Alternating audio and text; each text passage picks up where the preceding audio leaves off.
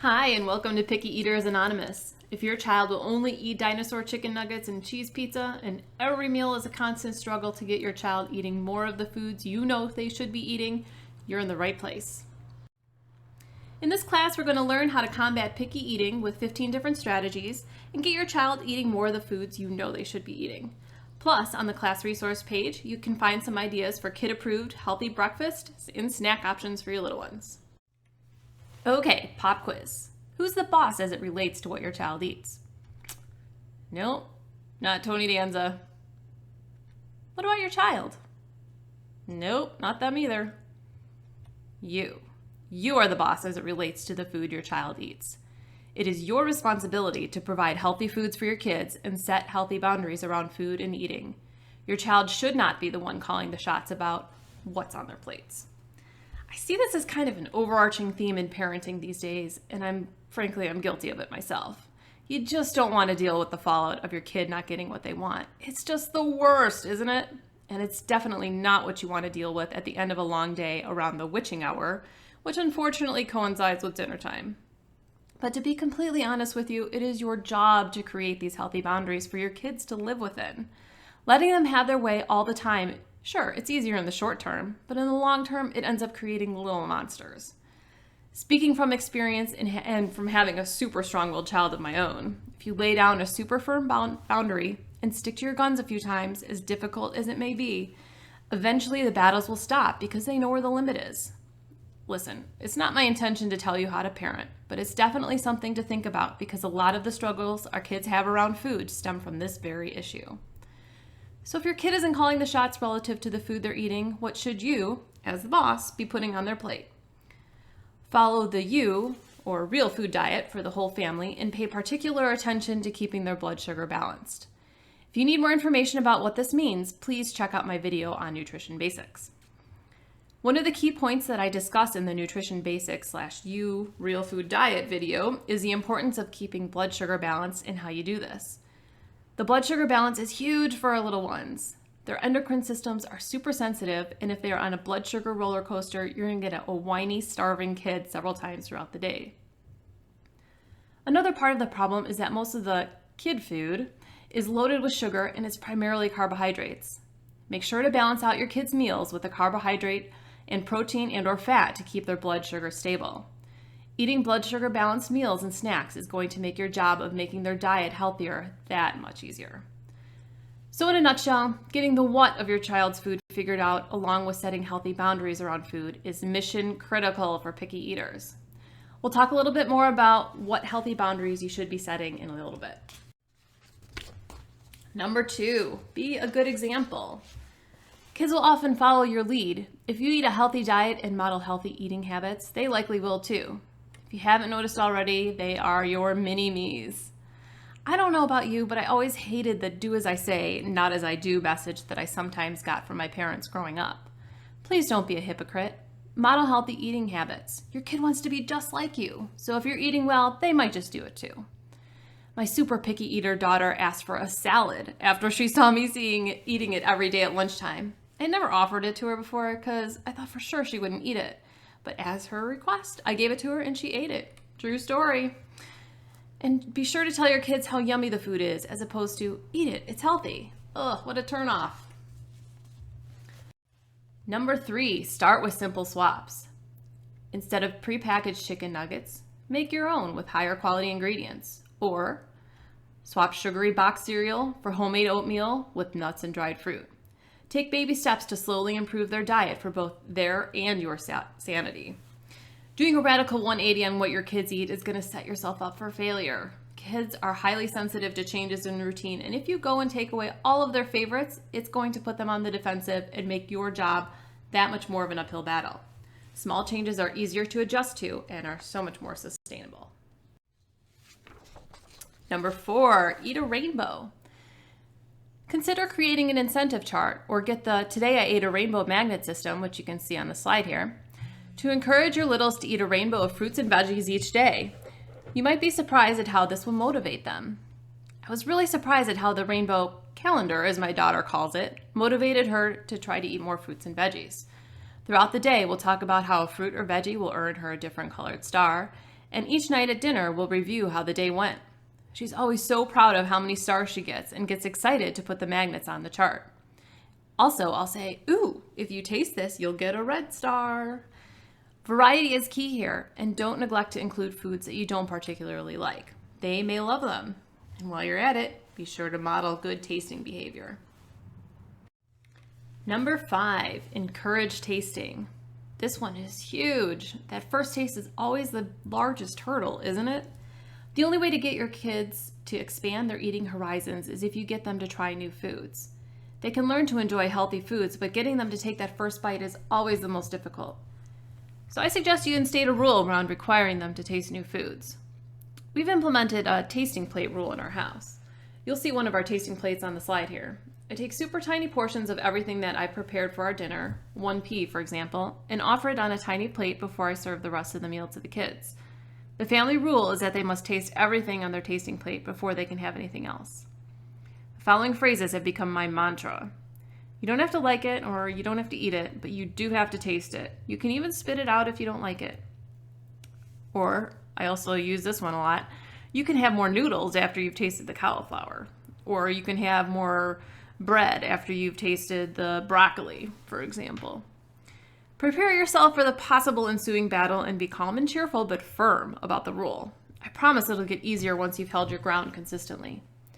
Start by offering foods that are similar to ones they already like, also known as friendly flavors, which we'll talk about a little bit more in a little bit, to make the transition to new tastes a little easier on them. Another true story, as we started working on getting my kids to taste more new foods, my daughter expressed interest in trying some new things without my prompting. She always gets excited to getting a new tasting star, even though we don't actually keep a chart for tasting. And while we're on the subject of tasting, let's discuss number 6. Keep on offering it. How many times of tasting beer, sushi, or insert any acquired taste food here, did it take before you started to enjoy it? Same goes for the kiddos. Don't assume that if they reject it once, they'll never eat it. It may take up to 15 times before they will accept it. Believe that your kids can learn to like most foods, because it's true. Sure, we all have our preferences, but don't assume that because they're kids, they're automatically going to hate all vegetables. Healthy food can taste great. And for most kids, pickiness is not a personality trait, it's a phase they can get over. Neophobia, it's actually a thing, is a universal fear of new foods that emerges around the age of 2. It's completely normal. But employing these techniques will help your family move through it more quickly. But keep in mind, not all kids are the same, and some may take longer than others to learn to like new tastes. Here are a few more phrases to use consistently as your kids taste new foods and spit them out or state they don't like them. That's okay, maybe you'll like it next time. Or, that's okay, you haven't tasted it enough times yet. You'll like it when you grow up. Again, be calm and cheerful. We're not attempting to be the food police here. We're just trying to encourage healthier eating habits and a broader palate, right? Also try offering the same food prepared different ways, raw, cooked, in a soup, etc. They may dislike raw carrots, but may really like carrot soup, for example. Also be sure to take into account tip number 7 when strategically planning how you offer new foods. Next is number 7, understanding likes and dislikes. Is it the taste, texture, too salty, love sweet, hate sour? Learn what it is about their favorites that they like and plan out some easy wins based on your findings. For example, if your child loves sweet potato, try offering butternut squash. One of the best things that happened with my daughter was before I got into health coaching. Her preschool teacher did an experiment with the kids around different tastes: sweet, salty, sour, bitter, and umami or savory. Ever since then, she has been super excited to tell me what category the foods she ate fell into. So I've totally maximized on that, and we have good conversations about the food she's eating, and tasting new things is more of an experiment or curiosity to find out what category the food falls into rather than a battle. You can do this at home too, with sugar, salt, and lemon for sour, kale or unsweetened chocolate for bitter, and a small piece of Parmesan cheese for umami. Encourage your child to talk about their findings and use what they've learned when they taste new foods. Do the same thing around food textures. Get your child familiar with what the different textures are and provide them with the vocabulary to describe what they're tasting. You can try apples in different forms. Fresh apple for crunchy, apple juice for juicy, dried apple for chewy, apple chip for crispy, applesauce for soft, and apple peel for smooth. You can also try the same experiment with tomatoes or potatoes, since they come in a lot of different forms. Find out what textures they prefer. When your child tastes a new food, have them describe the taste as well as the texture, and perhaps one thing that's interesting about it, but try not to focus too much on what they don't like about it. Keep it positive. Talk about how the five senses affect how things taste. Ask them to describe one of their favorite foods with all of their senses. What does it look like? What does it smell like, feel like, taste like? What do you hear when you eat it? Perhaps try the apple potato experiment. This is where you cut up apple slices and raw potato slices, and you eat a potato while smelling the apple, and the potato will taste like an apple. Try this to show them how their senses can fool them as it relates to how things taste. And for more tasting experiments, please check out Karen LeBelan's book, Getting to Yum. She's got a lot of different tasting experiments for a lot of different age groups. It's really great. Number 8, start early. The latest recommendations state that you start with fruits and veggies instead of rice cereal when they're around 6 months old. Cereal is really bland, and usually fruits or veggies are offered first without any seasonings once the kids start solid foods. Start early with incorporating different spices to foods and mixing different flavors together, and start taste training them from the beginning to get their taste buds used to healthier foods, spices, and textures. Miss that boat? Don't beat yourself up if you're well into or past toddlerhood. You can always expand their palates with the tips we're discussing here. It's never too late to start having your child get used to new foods and start tasting different things. Number 9, snacking. Oh, this is a biggie. If your kids are anything like mine, they would subsist on snacks alone if I let them. I've actually considered calling every meal snack, so they'll actually get excited to eat it. Okay, hands up. Who has snacks tucked away in their purse, car, diaper bag, and stroller for the inevitable, "Mom, I'm hungry" whine? Or, if you want to get them to be quiet for a few minutes, keep track of when and why you're feeding them, as well as what you're feeding them, and you might be surprised. Let's be honest. Kids' snack food is mostly junk. At snack time, they're most likely eating crackers or a sugary something or another that's going to send their blood sugar spiking and leading to a crash later. Plus, consider how often they're eating snacks within a couple hours of meals. They're likely going to reject their meal of healthy food if they had their favorite snack junk an hour earlier. I strongly encourage you to do a snack purge. Remove snacks from all their hiding places so you won't cave in on providing an unscheduled snack when the inevitable whining, etc. happens. Set yourself up for success by planning your snacks, and be sure not to use snacks as a pacifier, distraction, or reward. If they're not snacking at whim, they will likely actually be hungry for their meals and more apt to try new things. Schedule your well-balanced mini meal snacks and have them eaten sitting down, say at 10 a.m. and 4 p.m., or for older kids, just in the late afternoon. You'll serve them a healthy snack or mini meal that consists of a healthy carb, protein, and/or fat. You'll find that if you're keeping their blood sugar balanced, you shouldn't have starving, whiny kids as often. Again, the key here is to make small changes so as not to rock the boat too much, but get things moving in a healthier direction. Let them know what the new state of the union is, and make sure they know when food will be coming so that they will eat what's served to them at meal times, especially if they frequently choose not to eat the healthy meal you've prepared. Creating this healthy boundary is huge. Make these phrases your new best friends. It's okay to be a little hungry. You'll appreciate your dinner that much more. It's in 30 minutes. And this one we say all the time in our house. I'm sorry, kitchen is closed. Maybe next time you'll eat more of your lunch so you won't be so hungry. Number 10, make food fun. Star-shaped cucumbers in colorful silicone muffin cup that you call ninja stars are a heck of a lot more appealing to a kid than just plain sliced cucumbers, right? Healthy food typically doesn't come in Elsa or Anna packaging, nor will you find it in a commercial on TV, so it's up to you to make it fun, both in appearance and how you market it to them. To make food look more interesting and fun, I have a few favorite go-to tools: small cookie cutters, colorful silicone muffin cups, rice molds, and bear-shaped silicone molds. These alone made my daughter more interested in healthy foods. Check out bento box supplies online. You can find these and a lot of other tools to make food more fun.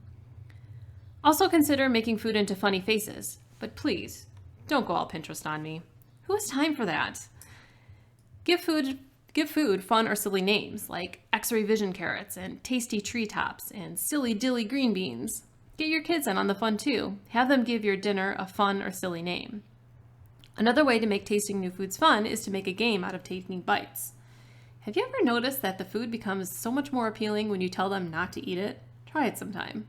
My 4, almost 5-year-old still plays along with this game. We'll put a bite of dinner out on our fork and say, "Don't eat it, it's Elmo's," or "Don't eat this is my dinner," and look the other way. Somehow the food often magically disappears off the fork. Another game to play with them to get more interested would be the Me Too game. If you serve it to yourself and eat it with obvious enjoyment, and don't be afraid to play it up, children's natural curiosity will be piqued and they'll be more likely to want some too. Get creative with food. Your kids are going to love it. Number 11, let kids have some choice. At the grocery store, let them pick a veggie that looks interesting. Have them try to find something new in the produce area. Or give them the choice of which veggie you'll be preparing for dinner that night. Giving them a little bit of power over what appears on their plates will likely lead to greater success when it comes time to eat it. Another way to give them some power over their digestive destiny would be to find a healthy cookbook with pictures for each dish and let them look through and pick one they'd like to try.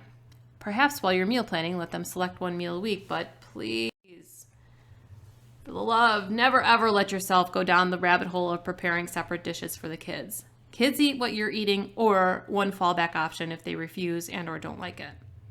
Try to make sure there's one thing in the meal that your child will eat, and don't forget to get them to taste everything on their plate. In my house, if we don't have any kid-friendly leftovers, we'll offer a peanut butter and jelly sandwich or apples and almond butter. Number 13, get them involved in food prep. Kids, especially the younger ones, love to be good helpers. Enlist their help with measuring, mixing, or chopping with the Joey Wavy chopper, which you can see there on the left, or by feeding the food processor. My kids love feeding the food processor with Brussels sprouts, for example. I swear that alone is what got them to eat and actually really like Brussels sprouts. Another example of this is I had my son help me make meatballs the other day. He dropped the balls of meat on the baking sheet and he asked for meatballs for weeks after that because he was so excited to have helped. So definitely get them involved in the kitchen. They're going to enjoy it and they're going to get more invested in eating the food that's prepared.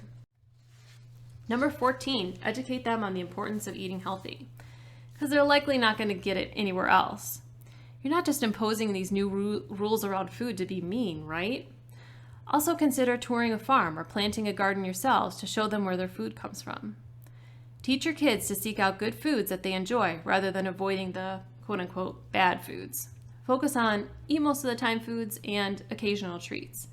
Explain why some foods are most of the time foods and why others should only be enjoyed occasionally, and help them understand what kinds of foods fall into each category. You don't want to label foods as good or bad because you might inadvertently set them up for emotional eating.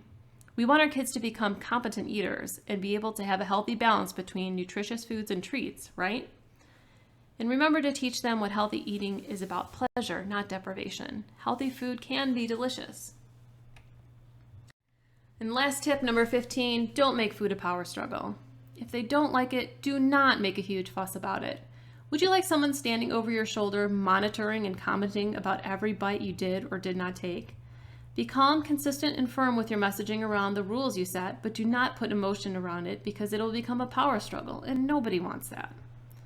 In the face of your child's refusal to eat, the best response is calm indifference. Never force them to eat anything, and don't go down the road of one more bite or X bites gets you dessert. You're heading down the path of them not trusting their innate sense of fullness or satiety, and inadvertently making dessert more appealing and the healthy food less appealing. Your goal as the parent is to raise a competent eater, one who eats and likes a wide variety of foods, eats until satisfied, and eats healthfully, not one who has to rely on you to know how much they need to eat, right? So let's wrap up and review. Remember, you are in charge of what your child eats. Set healthy boundaries around food and eating, and be sure to follow the real food or you diet that you can learn about in my Nutrition Basics class. Be a good example and model healthy eating habits. Start with simple swaps. It will make it much more likely for your kids to go along with overhauling their diet. Encourage them to eat more fruits and veggies by using the Today I Ate a Rainbow incentive chart or creating your own. Tasting is the most critical part of expanding your kids' palates. Using a tasting plate and encouraging them to try everything at each meal. And don't get discouraged when they reject it. It may take a dozen or more times to get them on board with a new food. Understand what they like and don't like with the 5 tastes and 6 textures. Start early with bold flavors and spices, but don't beat yourself up if you haven't started yet. You can always turn a picky eater around. Snacking is a huge part of why kids don't eat their well-balanced meals. Do a snack purge and schedule your snacks, making sure they are well-balanced and are real food. Make food fun with some of the fun tools you can find on the class page, or even just with silly names. Let kids have some choice, perhaps a recipe or a veggie that you eat at dinner, but don't go down the rabbit hole of becoming a short order cook. Get them involved in the kitchen. Kids love being helpers. Be sure to educate them on the importance of eating healthy and perhaps plant a garden or visit a farm. And finally, don't make food a power struggle. Your best response is calm indifference. On the class page, you'll find handouts for healthy snacks options in simple swaps, where you can choose better at the grocery store or make your own, and real food breakfast options. Breakfast is the most important meal of the day, and unfortunately, often breakfast is the most processed meal of the day as well. Here you'll find some recipes to get you off on the right foot with some kid-approved real food ideas. Thanks for joining me for this Picky Eater class. Be sure to check out all the resources on the class page, and best of luck.